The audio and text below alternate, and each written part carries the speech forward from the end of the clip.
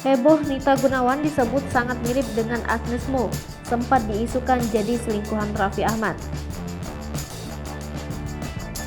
Sosok Nita Gunawan kini kembali menjadi sorotan publik setelah dirinya dinilai sangat mirip dengan penyanyi asal Indonesia yang kini go internasional, yakni Agnes Mo. Sebelumnya diketahui jika Nita Gunawan sempat menghebohkan publik dengan dirinya yang disebut sebagai selingkuhan dari Raffi Ahmad.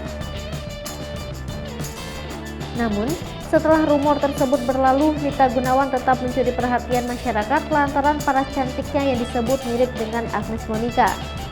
Dilansir dari akun Instagram Rumpi Gosip mengunggah video yang memperlihatkan kemiripan antara Nita Gunawan dan Agnes Mo.